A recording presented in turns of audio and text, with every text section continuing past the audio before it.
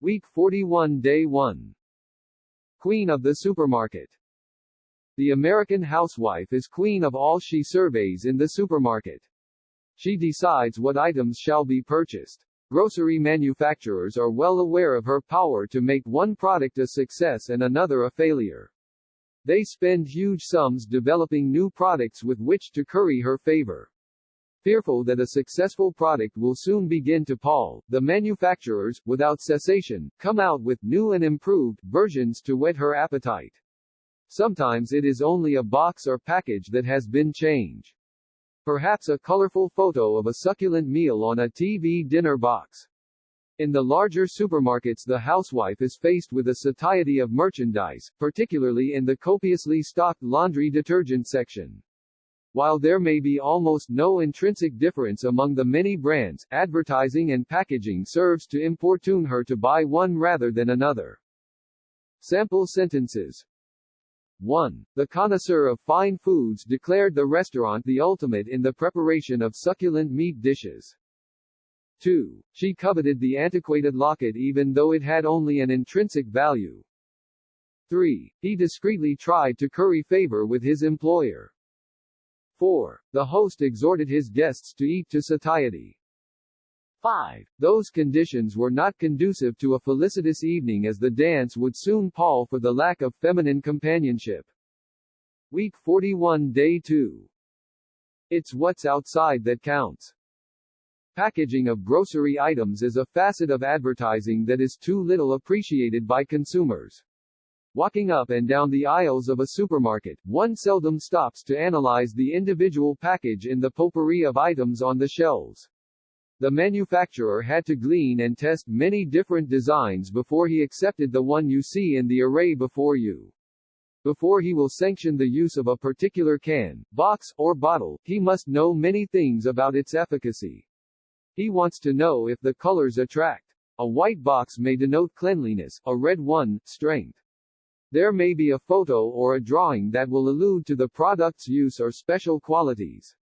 A lackluster package may be fatal. Next, the size and shape are important elements. The housewife may want a small package for easy storing, but a larger package may suggest economy. A round bottle may look attractive, but a square one is easier to stack. These are some of the insidious aspects of packaging, the main purpose of which is to attract your attention as you peruse the crowded supermarket shelves. Sample sentences. 1. I cannot sanction your lax attitude towards the imminent threat of a conflagration. 2. In some insidious way the glib salesman played upon my repressed desires and sold me a gaudy sports car. 3. You can be sure the candidate will allude to the moribund state of our economy and offer his panacea. 4. A potpourri of today's musical hits sounds more like cacophony than harmony. 5. His levity at such a serious moment denote a lack of feeling. Week 41 Day 3. Tried and true. Few question the propriety of the current haste on the part of manufacturers to bring out new and improved products at the prevalent rate.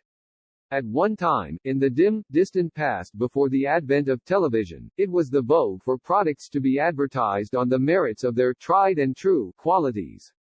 Few advertisers were impious enough to jettison any part of a product that had been accepted by the public. Year after year, the local grocery store owner would proffer the same box of cereal, the same house cleaner. The acceptance was of the time-tested product, and it appeared almost unconscionable for the manufacturer to change his merchandise. Today's spate of transient products would have been considered an anomaly in those days. Sample sentences. 1. A few years ago there was a spate of science fiction films about awesome monsters causing pandemonium on our planet, but after a surfeit of that genre, their popularity began to wane. 2. With the advent of text messaging, Roger was busy night and day. 3. We questioned the propriety of making fun of obese people.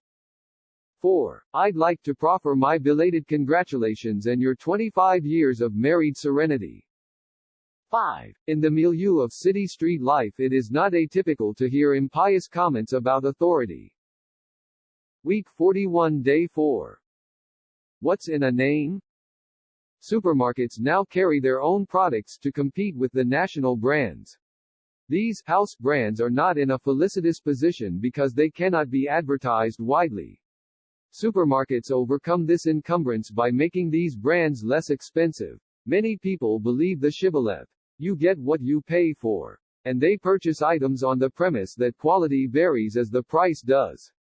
Are the claims made by nationally advertised brands bogus? How can one bread company substantiate its nutritive superiority over another?